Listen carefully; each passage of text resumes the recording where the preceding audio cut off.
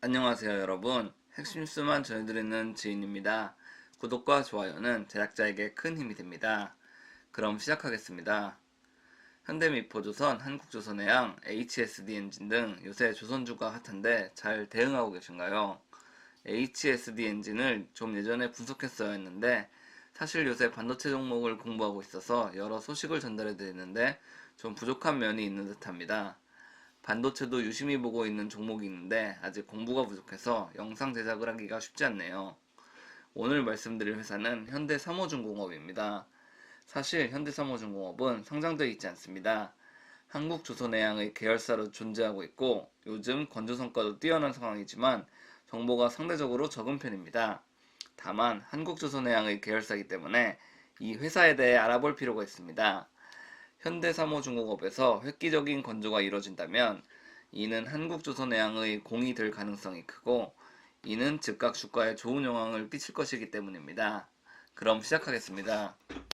일단 기본적으로 현대삼호중공업의 규모에 대해 말씀드리겠습니다. 현대삼호중공업은 목포에 있으며 3,600여 명, 210만 제곱미터 부지를 형성하고 있습니다. 제가 예전에 현대미포조선을 언급하면서 현대미포조선은 타 조선사보다 부지가 작고 인원수도 적지만 좀 더 효율적으로 운영된다고 한번 영상을 만들었던 적이 있습니다. 그런데 어찌 보면 현대삼호중공업은 참 이상합니다. 부지가 상당히 넓은 것에 비해 근로자 수는 의외로 무척 적기 때문이죠. 일단 이 문제에 대한 논의는 후반부에 다루도록 하고 그간 현대삼호중공업의 행보에 대해 파악해 보겠습니다. 지금부터 제가 제시하는 여러가지 사실이 합쳐져서 결국 현대삼호중공업이 원활하게 가동되고 있다고 유추할 수 있게 됩니다. 일단 지난 8월 있었던 세계 최초 LNG 컨테이너선 건조기사를 살펴보겠습니다. 현대삼호중공업은 싱가포르 선사 EPS에 세계 최초로 14,800 TEU급 LNG 추진 컨테이너선을 인도한다고 밝혔습니다. 원래는 중국조선사가 LNG 추진 컨테이너선을 먼저 수주해 CMA CGA 선사에 먼저 인도할 예정이었으나 잇따른 건조 지연으로 인해 인도가 지연됐습니다. 하지만 현대삼호중공업은 일정대로 LNG 추진 컨테이너선을 건조했고 중국보다 앞서 선박을 인도했습니다. 이는 정말 업계에서는 나름 괄목할 만한 일입니다. 한국, 중국, 일본은 지금까지도 LNG 관련 선종을 두고 경쟁 중입니다. 물론 일본은 이미 고임금 때문에 경쟁력이 밀린 상황입니다. 결국 이번 LNG 컨테이너선 인도는 적당한 임금과 우수한 LNG 관련 기술을 보유하고 있는 한국 조선소의 능력을 뽐낼 수 있는 사례가 된 것입니다. 그리고 지금 말씀드릴 내용이 상당히 중요합니다. 여러 언론이나 매체에서는 12월 11일 금요일에 표출된 기사이지만 저는 12월 12일 목요일에 먼저 해수부에서 발표한 자료를 봤습니다. 이런 자료는 기밀이거나 언론에게만 먼저 배포되는 자료가 아닙니다. 해수부의 보도자료가 항상 업데이트되는데 저는 항상 해수부의 보도자료, 산자부의 보도자료 등을 자주 체크합니다. 물론 방위사업청, 선주협회 등의 보도자료도 자주 체크하고요. 물론 관련 기관의 이메일 등을 등록하면 보도자료가 자동으로 오긴 하는데 가끔 전달이 안 될 때도 있어서 수시로 제가 체크하곤 합니다. 지금 사진에서 보이는 선박은 현대삼호중공업에서 건조됐으며 12월 11일 명명식이 치러졌습니다. 많은 분들이 예상하셨듯이 이 선박은 LNG 추진 외항선으로 건조됐습니다. 그런데 뭔가 분위기가 되게 이상합니다. 이날 명명식에는 정세균 국무총리 내외 문석혁 해수부 장관, 김영록 전라남도 도지사 등 행정부 관료들도 대거 참석했기 때문입니다.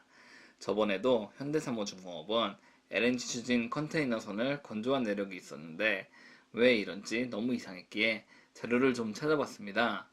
알아보니까 이번 LNG 추진 외항선은 지난 2018년 정부가 마련한 LNG 추진 선박 연관산업 활성화 방안에 따라 건조된 첫 사례인 것입니다. 결국 이는 정부의 조선해운 정책이 잘 돌아가고 있다는 것을 과시하기 위한 것입니다. 앞으로도 해수부가 지속적으로 조선업계에 대한 지원도 꾸준히 하겠다는 것을 간접적으로 나타냈다고 볼 수 있습니다. 또 특이한 점은 LNG 추진 외항선이라는 것입니다. 이 선박의 정확한 선종은 LNG 추진 벌크선입니다. 저번 8월에는 LNG 추진 컨테이너선이었고 이번에는 LNG 추진 벌크선입니다. 제가 예전에 벌크선이 가장 기본 선종이고 관련 수주 발주 현황도 가장 높다고 말씀드린 적이 있습니다. 벌크선 자체를 건조하는 것은 그렇게 고급 기술이 아니지만 여기에 LNG 추진 기술을 붙인다면 얘기가 달라집니다. 결국 현대사모중공업은 LNG 추진 기술은 다양한 곳에 적용시키고 있는 국내 첫 번째의 실험 조선소라고도 볼 수 있습니다. 한국조선해양의 계열사로서 현대사모중공업에서 적용된 다양한 LNG 추진 기술은 충분히 같은 계열사에 공유될 것입니다. 즉 현대중공업, 현대미포조선은 현대사모중공업에서 적용된 기술을 기반으로 건조 기술력을 획득할 수 있다는 것입니다. 이는 정말 타 조선소 대비 우위에 있는 항목이라고 볼 수 있습니다. 그리고 처음 했던 얘기를 다시 말해보겠습니다. 처음에 각 조선소별 인원수, 부지, 현황 등을 살펴봤는데 현대사모중공업은 인원수가 적음에도 나름 상당한 부지를 갖춘 것을 확인했습니다. 왼쪽 사진부터 순서대로 현대사모중공업, 현대미포조선, 현대중공업의 사진입니다. 업계 사람들은 현대사모중공업의 야드는 정확히 직사각형 형태로 만들어져 있고 조선소의 건조 공정에 최적화된 부지 형태를 띠고 있다고도 말했습니다. 사실 선박의 블록 적치, 스틸 커팅, 론칭, 도장 공정 등을 이어가기 위해선 근처에서 진행되는 작업을 일부 늦추고 관련 물품들의 위치를 이동할 때도 많습니다. 이럴 경우 타임로스가 발생할 수 있는데 현대사모중공업은 타임로스를 최대한 줄인 야드라고 볼 수 있습니다. 그러나 이에 비해 현대미포조선은 한쪽만 튀어나온 형태로 야드가 형성되어 있기 때문에 공정 과정이 매끄럽지 않습니다. 현대중공업의 울산 야드도 디귿자 모양으로 형성되어 있기 때문에 빠르게 선박을 건조하고 테스트를 하는데 깔끔하다고 보기에는 힘듭니다. 결국 현대사모중공업의 야드는 빠른 선박 건조, 매끄러운 테스트 등 모든 요소에 적합하다고 볼 수 있습니다. 따라서 인원수 대비 넓은 면적을 커버할 수 있고 새로운 선종을 건조하는 데 최적화된 곳이라고 볼 수 있습니다. 결국 회사는 현대사모중공업에서 다양한 선종을 건조해 역량을 확보한 뒤 부지가 더 큰 현대중공업 울산야드에서 LNG 관련 신선종을 건조할 것이라고 예상됩니다. 그렇다면 제가 얼마 전 그렇게 극찬했던 현대미포조선과 비교했을 때 현대사모중공업의 실적은 어떠할까요? 한번 재무제표를 살펴보겠습니다. 왼쪽의 재무제표는 현대사모중공업이고 오른쪽의 재무제표는 현대미포조선입니다. 현대사모중공업의 3분기까지의 누적 매출액은 2조 9,909억 원이고 영업이익은 807억 원입니다. 영업이익률은 2.6%입니다. 이에 비해 현대미포조선의 3분기까지 누적 매출액은 2조 1,273억 원, 영업이익은 497억 원입니다. 영업이익률은 2.3%입니다. 결국 현대사모중공업도 엄청나게 좋은 회사임을 다시 확인할 수 있었습니다. 하지만 많은 분들이 아시다시피 한국조선해양은 현대중공업, 현대사모중공업, 현대미포조선을 계열사로 두고 있습니다. 따라서 현대사모중공업의 실적이 이렇게 좋다는 것은 한국조선해양에도 긍정적인 것이라고 볼 수 있습니다. 마지막으로 한국조선해양의 대우조선해양 인수 이후 지분에 대해 살펴보겠습니다.